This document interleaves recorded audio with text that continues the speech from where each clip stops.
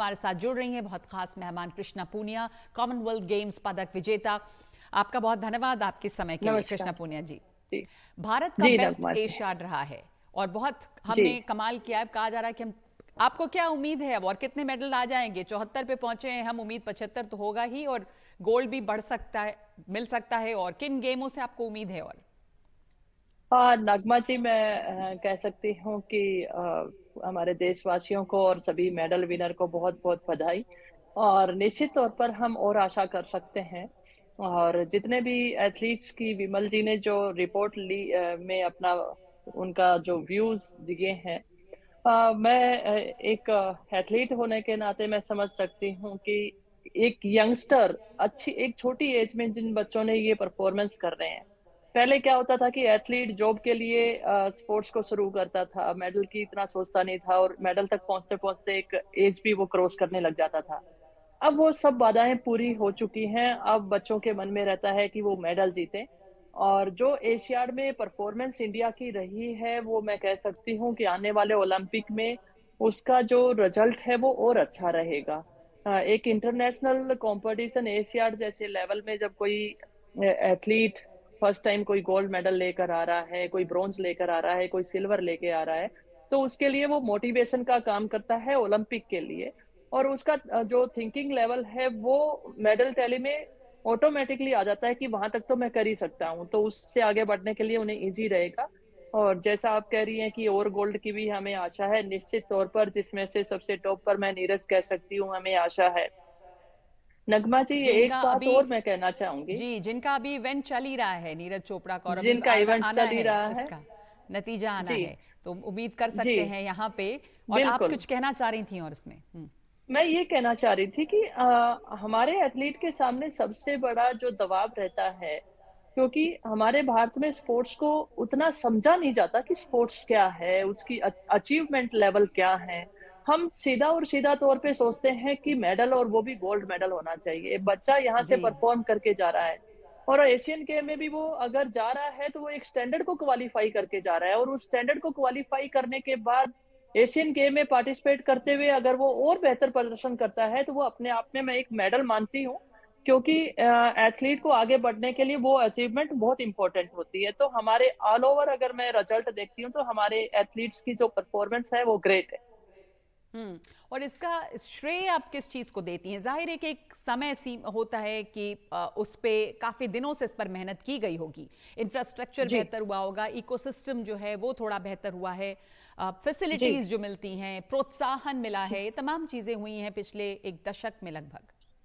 जी बिल्कुल सही फरमाया आपने नगमा जी। क्या होता है कि इंफ्रास्ट्रक्चर तैयार हो जाता है, जब तक बच्चों को मोटिवेशन ना मिले, जब तक उनको सपना ना दिखे कि हम क्या करें। मैं अगर पीछे दशक से अगर बात की जाए उसे देखती हूँ तो 2010 कॉमनवेल्थ को देखती हूँ। एक बड़ा खेल महाकुंभ हमारे भारत में हुआ, और भारत में होने से पेरेंट्स को समझ में आया कि खेल क्या है और खेलों की अहमियत क्या है। इससे क्या हुआ कि हमारे देश के जो यंगस्टर थे उन्होंने खेलों में अपनी इच्छा जताई, और पेरेंट्स ने भी उन्हें प्रोत्साहन प्रोत्साहन किया और समर्थन किया, और जिससे क्या हुआ कि हमारा पार्टिसिपेशन लेवल है इंडिया में बढ़ा। और इंडिया में जब कंपटीशन हमारा लेवल बढ़ा तो उसका रिजल्ट हमें गेम में हमें देखने को मिल रहा है। तो इसका श्रेय मैं एक Commonwealth game, Delhi Commonwealth game को तो देती ही रहती हूँ, साथ में जो टॉप स्कीम है उसको भी देना चाहूंगी। और जिसमें हमारा मैं ये कहूंगी कि अ, जिंदल ग्रुप ने जिस तरीके से जेएसडब्ल्यू के नाम से जो उन्होंने जो काम कर रहे हैं उसको भी मैं धन्यवाद देना चाहूंगी। उनके सेंटर पे भी मेरा विजिट करना हुआ था, एक शानदार सेंटर, इंडिया में एक बेस्ट सेंटर मैं कह सकती हूँ ट्रेनिंग पर्पज से और ऑल ओवर एक एथलीट की परफॉर्मेंस के लिए। जी। तो इस तरीके से जो है ये रीजन, काफी रीजन है, इंफ्रास्ट्रक्चर है, मेथड ऑफ ट्रेनिंग है, और इजीली हम कंपटीशन बाहर देश में भी कर पा रहे हैं, इंडिया में भी अच्छा कंपटीशन है, तो ये रीजन रहे हैं। इस समय जो खबर है, भारत की जो कुल मेडल टैली है वो 77 हो गई है, यानी कि जो पिछला रिकॉर्ड था उससे कहीं ऊपर। कुछ देर पहले हमें पता था कि 74 है, तो 77 हो गई है ये मेडल टैली कृष्णा पूनिया जी। और इसके जी लिए जो लगातार कई सालों में काम हुआ है, सुधार हुआ है, वो तमाम चीज़ें इसमें काम आ रही हैं। कई ऐसे गेम्स भी हमने देखे हैं जो बहुत ज़्यादा पॉपुलर नहीं हैं, लेकिन उनमें भी मेडल्स जीते हैं हमने। पहले भी जीते थे, वुशु जैसे गेम भी है, पर अब इस बार सिल्वर मिला उसमें। और आप देखिए कि महिलाओं का प्रदर्शन खास तौर पे काफ़ी अच्छा रहा है इस दफ़ा, जो टीम इवेंट्स हैं उसमें भी, इंडिविजुअल इवेंट्स में भी। जी। नगमा जी, उनका मैं एक बात तो कहना चाहूंगी आपको। आ, महिलाएं जिस मैदान में आ जाती हैं उसमें अपनी बाजी निश्चित तौर पे वो मारती हैं। आप देखती हैं कि पहले पार्टिसिपेशन लेवल महिलाओं का कम था, जी और पार्टिसिपेशन लेवल अगर महिलाओं का बढ़ता है तो उसमें महिलाओं की एक खासियत है, वो मेहनत कश बहुत होती हैं, सहनशील होती हैं।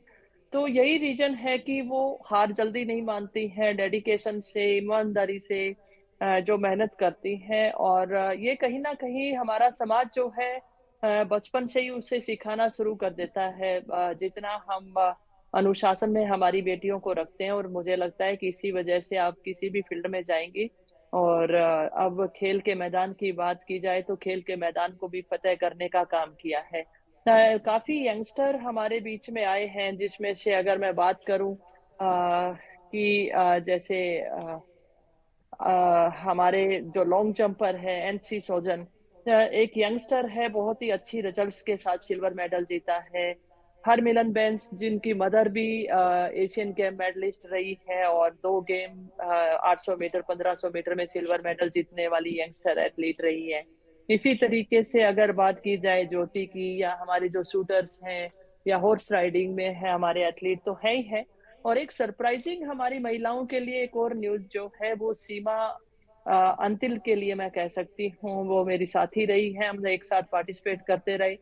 और मैं खेल की दुनिया को अलविदा कहते हुए दूसरे रास्ते पे चली, लेकिन सीमा ने अभी तक 40 की एज में और लगभग 58-62 मीटर थ्रो के साथ ब्रॉन्ज मेडल जीतना, ये एक तरीके से मैं कह सकती हूँ कि हमारे इंडियन हिस्ट्री में एक थ्रोअर के तौर पे एक ये बड़ी अचीवमेंट है। मैं उन्हें भी जी बहुत बहुत बधाई देती हूँ। तो कुल जी मिलाकर अगर देखा जाए, जैसे अनु रानी की बात आई थी, अनु ने कह रही थी कि मैं काफी लंबे से संघर्ष कर रही थी, और ऐसे टाइम में क्या होता है कि लड़कियों पे ज्यादा दबाव रहता है, अब शादी कर लो, अब अपना घर परिवार देखो और देखो। लेकिन उसके बावजूद भी वो आगे बढ़ती रही, और आज गोल्ड मेडल की वो की साथ वो आज खड़ी है। पारुल चौधरी को देखा जाए, एक ऐसा गेम जिसमें स्टेबल एज की बात हो, बाधा दौड़ हो, और उस ने एक ये ग्रेट अचीवमेंट के साथ वो खड़ी है। तो इसी तरीके से हमारे शूटर्स जी हैं। और बैडमिंटन की बात की जाए या अदर सही गेम्स की, बात है। तो एथलीट्स, महिला एथलीटों ने हमेशा अपना बेहतर आपने सही प्रदर्शन कहा कि किया है। जहाँ पर इरादा कर लें और जहाँ पार्टिसिपेशन शुरू हो जाता है, वहाँ पर एक के बाद एक वो फिर आगे बढ़ती ही रहती हैं।